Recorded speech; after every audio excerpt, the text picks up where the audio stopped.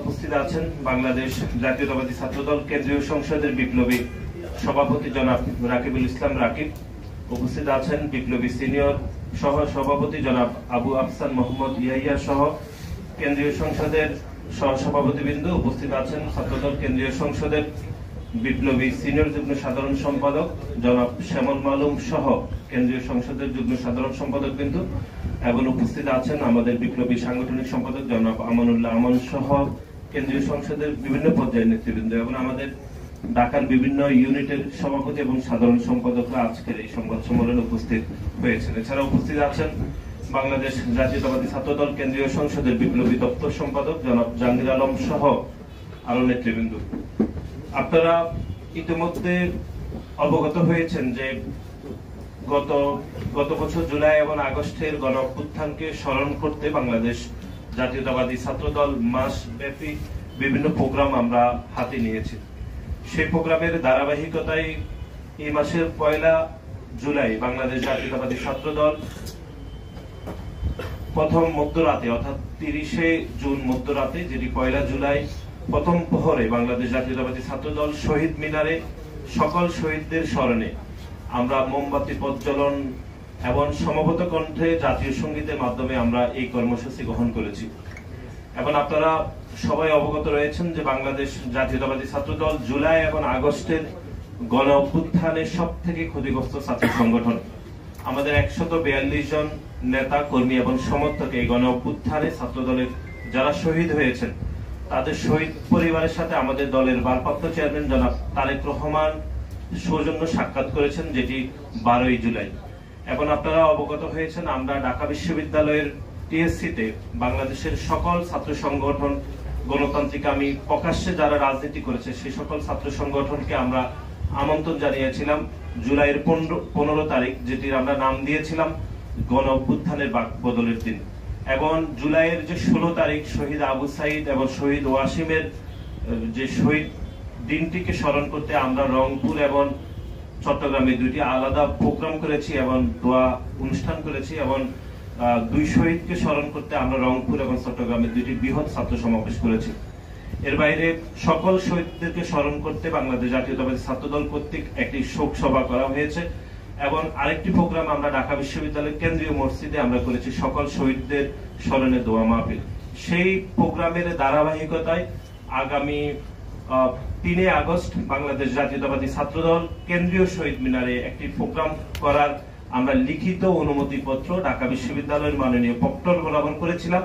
এবং সেই আবেদনের পরিপ্রেক্ষিতে ঢাকা বিশ্ববিদ্যালয়ের মাননীয় প্রক্টর আমাদেরকে সেই অনুমতি পত্রটি তিনি আমাদের গৃহীত করেছেন এবং বাংলাদেশ জাতীয়তাবাদী ছাত্রদলকে 3 আগস্ট কেন্দ্রীয় শহীদ মিনারে প্রোগ্রাম করার অনুমতি দিয়েছেন। তার পরিপ্রেক্ষিতে আমরা দেখেছি তার 5 থেকে 7 দিন পরে আমরা নতুন যে রাজনৈতিক দল গঠিত হয়েছে তারা বিভিন্ন পর্যায়ে আমাদের সাথে ব্যক্তিগতভাবে যোগাযোগ করেছেন এবং তারা আমাদেরকে অনুরোধ করেছেন যে তারা কেন্দ্রীয় শহীদ মিনারে প্রোগ্রামটি তারা করতে চান।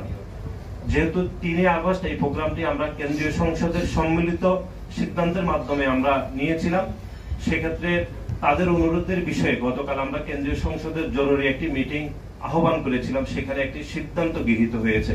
সেই সিদ্ধান্তের বিষয়ে এখন লিখিত বক্তব্য পাঠ করবেন বাংলাদেশ জাতীয়তাবাদী ছাত্রদল কেন্দ্রীয় সংসদের বিপ্লবী সভাপতি জনাব রাকিবুল ইসলাম রাকিব।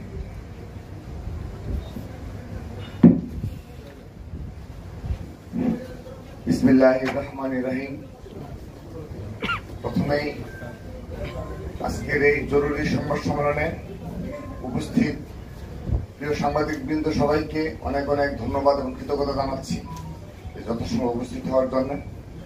আজকের এই জরুরি সংবাদ সম্মেলনে উপস্থিত রয়েছেন ছাত্রদল কেন্দ্রীয় সংসদের বিপ্লবী সাধারণ সম্পাদক জনাব নাসির উদ্দিন নাসির, সংগ্রামী সিনিয়র সহসভাপতি আবু আফসান মোহাম্মদ ইয়াহিয়া সহ সহসভাপতিবৃন্দ, সিনিয়র যুগ্ম সাধারণ সম্পাদক শ্যামল মালুম সহ যুগ্ম সাধারণ সম্পাদক বৃন্দ, সাংগঠনিক সম্পাদক আমানুল্লাহ আমান সহ কেন্দ্রীয় সংসদের নেতৃবৃন্দ এবং উপস্থিত রয়েছেন দপ্তর সম্পাদক জাহাঙ্গীর আলম, সহসভাপতি প্রথম মজুমদার সহ উপস্থিত সবাইকে ধন্যবাদ জানাচ্ছি। প্রিয় সাংবাদিক বন্ধুগণ, শুভেচ্ছা জানবেন শিক্ষা ঐক্য প্রগতির জান্ডাবাহী সংগঠন বাংলাদেশ জাতীয়তাবাদী ছাত্র দলের আজকের সংবাদ সম্মেলনে আপনাদেরকে স্বাগত জানাচ্ছি। আপনারা অবগত আছেন যে 24শে জুলাই গণ অভ্যুত্থান স্মরণে 2025 সালের জুলাই মাস শুরুর পূর্বেই বাংলাদেশ জাতীয়তাবাদী দল এবং অঙ্গ সহযোগী সংগঠনের পক্ষ থেকে 36 দিন ব্যাপী কর্মসূচি ঘোষণা করা হয়। জুলাই আগস্টের গণ অভ্যুত্থানে সর্বাধিক শহীদের সংগঠন বাংলাদেশ জাতীয়তাবাদী ছাত্র দল। এই অভ্যুত্থানের অন্যতম নেতা। আপনারা অবগত আছেন যে বিগত সময়ে বাংলাদেশ জাতীয়তাবাদী দল যখন রাষ্ট্র পরিচালনা দায়িত্বে ছিল তখন ক্যাম্পাসগুলোতে ন্যূনতম রাজনৈতিক সহাবস্থান বজায় ছিল। সকল মত ও পথের ছাত্র সংগঠনগুলো ক্যাম্পাসে অবস্থান করে তাদের কার্যক্রম পরিচালনার সুযোগ পেত। কিন্তু 2008 সালের এই কালচারটি একেবারেই বিলুপ্ত হয় এবং সকল ক্যাম্পাসে বর্তমানে নিষিদ্ধ সংগঠনের একচেটিয়া আধিপত্য প্রতিষ্ঠিত হয়েছিল। দীর্ঘ 16 বছর ধরে বাংলাদেশ জাতীয়তাবাদী ছাত্র দলের নেতাকর্মীরাই নিজেদের জীবন, রক্ত, কেরিয়ার, পরিবারকে বিসর্জন দিয়ে ক্যাম্পাসগুলোতে স্বনামে ফ্যাসিবাদের প্রতিরোধ জারি রেখেছিল। কিন্তু এত জুলুম সত্ত্বেও 5 আগস্টের পর পরিবর্তনের পর জাতীয়তাবাদী ছাত্র দলের নেতাকর্মীরা অদ্যাবধি ক্যাম্পাসগুলোতে ধারাবাহিকভাবে দায়িত্বশীল ভূমিকা পালন করে যাচ্ছে। দেশের একক বৃহত্তম ছাত্র সংগঠন হয়েও আমাদের নেতাকর্মীরা 5 আগস্টের পর কোথাও হল দখল করেনি, কোথাও সিট দখল করেনি, কোথাও কাউকে জোরপূর্বক কর্মসূচিতে নিয়ে আসেন। অন্য সকল মত ও পথের প্রতি ন্যূনতম শ্রদ্ধা পোষণ করবেন, সকল বিষয়ে হঠকারিতার রাস্তা পরিত্যাগ করবেন। আজকের মেসেজ খুবই পরিষ্কার। আমরা আগামী দিনে দেশে শিক্ষাঙ্গনগুলোতে ইতিবাচক ধারার গণতান্ত্রিক, শান্তিপূর্ণ সহাবস্থানের, পরস্পর শ্রদ্ধাপূর্ণ, সৌহার্দ্যমূলক, পলিসি নির্ভর ছাত্র রাজনীতি করতে চাই। এই পথে উদারতা ও পরম সহিষ্ণুতাই হবে বাংলাদেশ জাতীয়তাবাদী ধারার রাজনীতি শক্তির পাথেয়। সবাইকে ধন্যবাদ জানিয়ে আবারও বলছি, আমাদের কেন্দ্রীয় শহীদ মিনারের পূর্ব ঘোষিত স্থান পরিবর্তন করে এনসিপির বারবার অনুরোধের কারণে আমরা সেটি শাহবাগে স্থানান্তর করলাম। সবাইকে ধন্যবাদ। বাংলাদেশ জিন্দাবাদ।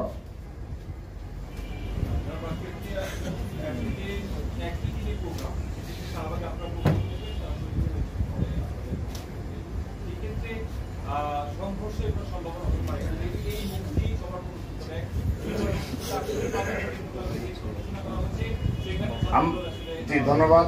আমরা ইতিমধ্যে এই বিষয়টি স্পষ্টভাবে লিখিত বক্তব্যেই স্পষ্ট করেছি যে শান্তি ও সম্প্রীতির এক অনন্য নজির আমরা স্থাপন করলাম। আমরা তো ইচ্ছে করলে এখানে করার মতো সব ধরনের প্রস্তুতি আমাদের সে ধরনের ছিল, কিন্তু আমরা আমাদের পূর্ব নির্ধারিত সেই সিদ্ধান্তটি পরিবর্তন করেছি। কিন্তু এখানে একটি বিষয় বলতে যাচ্ছি যে জনদুর্ভোগ হবে, এটি তো আমরা দায়ী নই। কারণ হলো আমাদের শহীদ মিনারে আমরা নিয়েছিলাম যে জনদুর্ভোগ যেন না হয়, এবং আমাদের যে লক্ষাধিক নেতাকর্মী আসবে তারা তো এই স্পেস গুলো মানে ভরে যাবে। তো যা হোক, এখন তো বাস্তবতা মেনে নিয়েই আমাদের শাহবাগে করতে হচ্ছে। এখানে আমি আরেকটি বিষয় বলছি, সোহরাওয়ার্দী উদ্যানে আমরা আজকে আপনাদের এই সাংবাদিকদের মাধ্যমে দৃষ্টি আকর্ষণ করছি। আমরা সোহরাওয়ার্দী উদ্যান কর্তৃপক্ষের সাথে যোগাযোগ করেছি, কিন্তু সেখানে আমরা চাচ্ছি যে আমাদের যে বাসগুলো আসবে, সারা দেশ থেকে যে যানবাহনগুলো আসবে, আমরা যেন এই মৎস্য ভবন হয়ে সোহরাওয়ার্দী উদ্যানে আমরা যেন আমাদের যানবাহনগুলো রাখতে পারি, সেই ব্যবস্থা যেন সোহরাওয়ার্দী উদ্যান কর্তৃপক্ষ করে। কারণ আমরা জেনেছি যে অনেকটা সময় নিয়ে নাকি কোনো একটা ছাত্র সংগঠন এই অনুমতি নিয়েছে। তো আমাদের এখানে সংঘর্ষ হওয়ার সামান্যতম কোনো সম্ভাবনা নেই। এই কারণে ছাত্রদল ইতিমধ্যে আমরা সেই ধরনের দিক নির্দেশনা প্রদান করেছি এবং আমরা অবগত করেছি যে ওই রাস্তা পরিহার করে যে এনসিপি যে বাসগুলো নিয়ে আসবে কিংবা যানবাহনগুলো ঢুকবে, তাদের সাথে সামান্যতম কোনো প্রকার তারা যদি দুর্ব্যবহার করে, উস্কানিমূলক কর্মকাণ্ড করে, ছাত্রদল সেই ফাঁদে পা দিবে না এবং সেগুলো তারা নিবৃত্ত করবে। সবাইকে ধন্যবাদ। গতকালকে হলো আপনার রাষ্ট্র নির্বাচনের তফসিল ঘোষণা হয়েছে এবং সেই সাথে আপনার রাজশাহী ইউনিভার্সিটির মানে তফসিল ঘোষণা হয়েছে।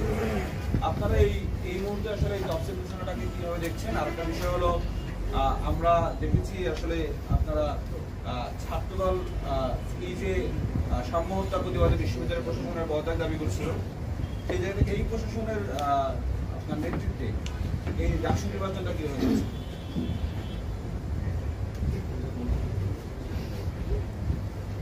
দেখুন, বাংলাদেশ জাতীয়তাবাদী ছাত্রদল এই 5 আগস্ট পরবর্তী সময়ে ঢাকা বিশ্ববিদ্যালয় ছাত্র সংসদ নির্বাচনের প্রস্তুতির বিষয়ে বিশ্ববিদ্যালয় যতগুলো মিটিং করেছে, আমরা ততগুলো মিটিং এ অত্যন্ত ইতিবাচক এবং প্রাণবন্তভাবে আমরা সেগুলো উপস্থিত ছিলাম। এবং বাংলাদেশ জাতীয়তাবাদী ছাত্রদলের পক্ষ থেকে 40টিরও বেশি সুপারিশ করা হয়েছে এবং 377টি সংস্কারের বিষয়ে বাংলাদেশ জাতীয়তাবাদী ছাত্রদল মত দিয়েছে। কিন্তু অত্যন্ত দুর্ভাগ্যজনকভাবে আমরা যেটি লক্ষ্য করলাম সেটি হচ্ছে এই 40টি সুপারিশের মধ্যে মাত্র 3 থেকে 4টি, তাও অন্য ছাত্র সংগঠনের সাথে এগুলো খুব কমন হয়েছিল, সেজন্য 3 থেকে 4টি সুপারিশ ঢাকা বিশ্ববিদ্যালয় কর্তৃপক্ষ এটি গৃহীত করেছে। আর আমাদের 377টি সুপারিশের বিপরীতে মাত্র 1 থেকে 1.5% সুপারিশ গৃহীত হয়েছিল। এর মধ্যে আপনারা জানেন যে ঢাকা বিশ্ববিদ্যালয়ের যিনি সভাপতি হন তিনি দীর্ঘদিন ধরে এটি একটি অনির্বাচিত সভাপতি, চাইলে নির্বাচিত সংসদকে যে কোনো সময় বাতিল করতে পারেন বা বিলুপ্ত করতে পারেন। সেজন্য বাংলাদেশ জাতীয়তাবাদী ছাত্রদলের পক্ষ থেকে এই বিষয়ে সুস্পষ্ট আমাদের প্রস্তাবনা ছিল, অন্তত ঢাকা বিশ্ববিদ্যালয়ে যিনি সভাপতি হবেন তিনি যেন অবশ্যই নির্বাচিত হন। কিন্তু আমরা দেখলাম যে বাংলাদেশ জাতীয়তাবাদী ছাত্রদলের 40টিরও বেশি সুপারিশ থেকে মাত্র 3 থেকে 4টি এবং 377টি সংস্কার থেকে মাত্র 1 থেকে 1.5% সুপারিশ আসলে সংস্কার গৃহীত হয়েছে। এবং আপনারা জানেন যে বাংলাদেশ জাতীয়তাবাদী ছাত্রদল 5 তারিখের পর থেকে বিশ্ববিদ্যালয়কে লিখিতভাবে আমরা বারবার বলেছি যে যারা গণ অভ্যুত্থান চলমানের সময় খুনি হাসিনার পক্ষে যে সকল ছাত্রলীগের সন্ত্রাসীরা হামলা করেছে, তারপরে যারা গণ অভ্যুত্থানের বিপক্ষে অবস্থান করেছে তাদের বিচার প্রক্রিয়াকে অগ্রগতি করতে, কিন্তু আমরা এখনো পর্যন্ত বিচার প্রক্রিয়ার কোনো অগ্রগতি দেখিনি। আপনারা জানেন যে আগস্টের 4 তারিখ পর্যন্ত ঢাকা বিশ্ববিদ্যালয়ে যে সকল আওয়ামী লীগের দোসর শিক্ষকরা খুনি হাসিনার পক্ষে বিবৃতি দিয়েছেন, গুলি চালানোর জন্য খুনি হাসিনাকে প্রত্যক্ষ মদত দিয়েছেন, সেরকম একজন শিক্ষকেরও বিচার প্রক্রিয়া এখনো ত্বরান্বিত হয়নি।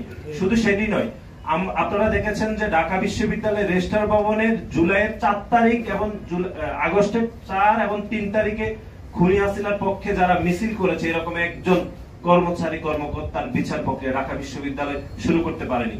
সুতরাং এই যে যাবতীয় প্রতিটি পদক্ষেপকে নেতিবাচকভাবে গ্রহণ করে যে ছাত্র সংসদের তারিখ ঘোষণা করা হয়েছে, তারপর আমরা সেই তারিখকে আমরা ইতিবাচকভাবে দেখছি। এই জন্যই দেখছি কারণ আমরা মনে করি যে শিক্ষার্থীরা জুলাই এবং আগস্টের যে গণ অভ্যুত্থানে অংশগ্রহণ করেছে সে গণ অভ্যুত্থানে একটি স্পিরিট ছিল, একটি ছাত্র সংসদ নির্বাচন করতে হবে।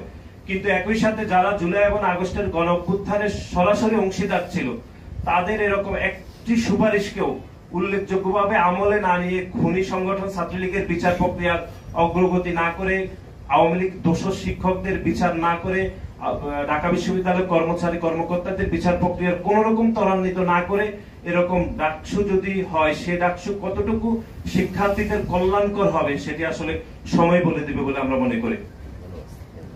ধন্যবাদ সবাইকে। আজকে যেহেতু একটা ইস্যুতে আমরা করেছি, মানে এই ইস্যুতে থাকাটাই বেটার। ধন্যবাদ সবাইকে। আচ্ছা, আমাদের নিচে একটা মিলাদ রয়েছে।